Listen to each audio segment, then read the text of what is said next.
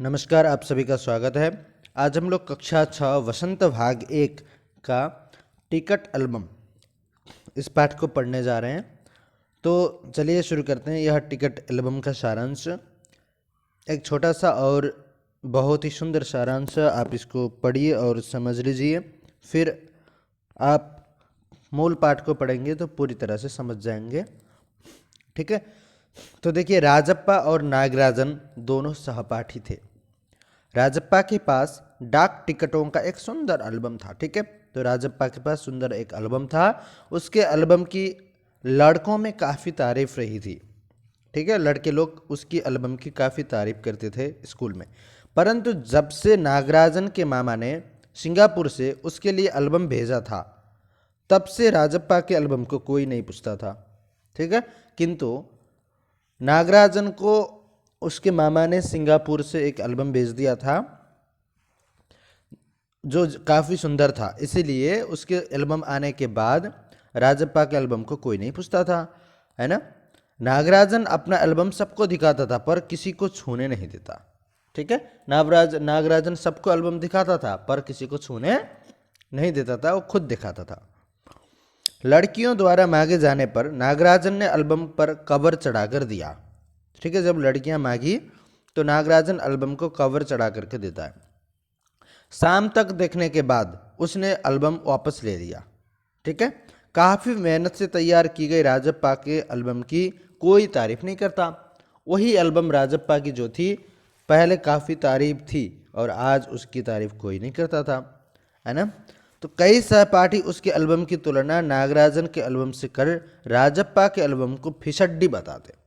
ठीक है, कई सहपाठी जो थे वो अपनी जो एल्बम है यानी राजप्पा का जो एल्बम है उसकी तुलना नागराजन के एल्बम से करते थे और राजप्पा के एल्बम को फिसड्डी बताते थे।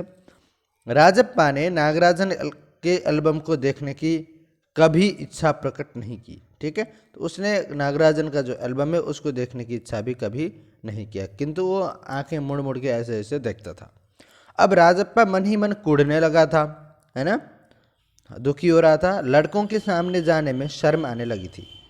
ठीक है, पहले वो टिकट की खोज में घूमा करता था परंतु अब घर में रहने लगा। पहले उसको टिकट की ज़रूरत होती थी इसलिए घूमता रहता था, अब क्या करना है, टिकट कोई देख ही नहीं रहा है मेरे एल्बम को, है ना। उसे नागराजन के एल्बम से चीड़ होने लगी थी। वह नागराजन के घर की तरफ चल पड़ा। ठीक है, तो वो नागराजन के घर की ओर जाता है। राजप्पा ने सोच लिया था कि वह अपने फालतू टिकट से नागराजन के अच्छे टिकट बदल देगा। ठीक है, तो अपने जो उसके फालतू टिकट हैं उसके बदले नागराजन से अच्छे टिकट ले लेगा, वो बदल लेगा। उसे अपने पर विश्वास था क्योंकि उसने पहले भी ऐसा कई बार किया था।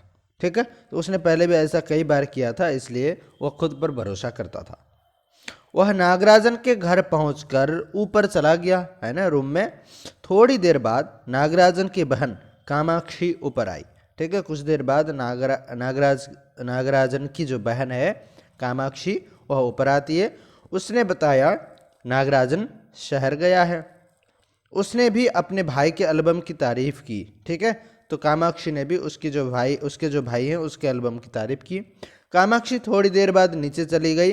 राजप्पा ने नागराजन के एल्बम को चुरा लिया और अपने घर में जाकर अलमारी के पीछे छुपा दिया। रात को एक सहपाठी आया जिसने बताया कि नागराजन का एल्बम चोरी हो गया।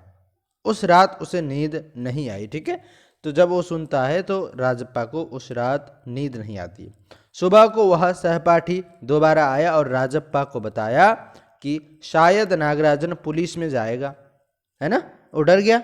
उसके पापा डीएसपी के दफ्तर में काम करते हैं और कहता है कि उसके जो पापा हैं डीएसपी के ऑफिस में काम करते हैं।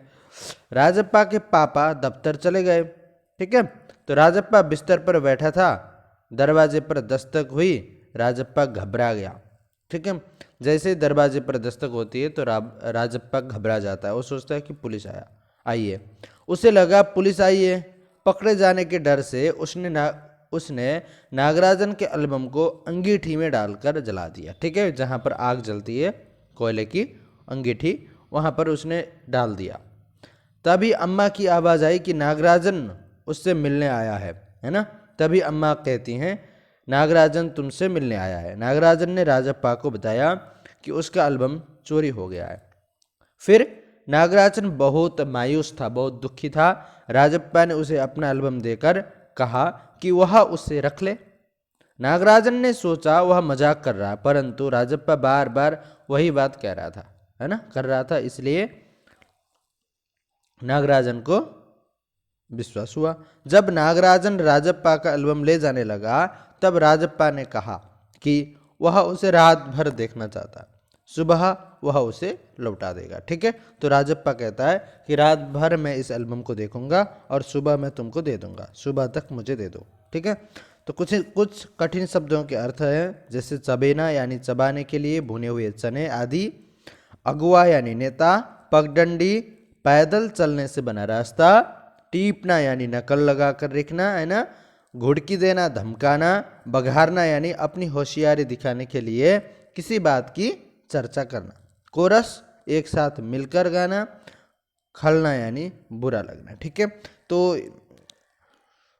यह जो पाठ है टिकट एल्बम, उसका सारांश इस प्रकार था। आप इसको अच्छे से सुनिए, पढ़िए, फिर मूल पाठ को भी आप पढ़ने की कोशिश कीजिए। साथ ही जो भी समस्या होती है इससे संबंधित उसको आप पूछिए, आपको उत्तर मिल जाएगा। ठीक है।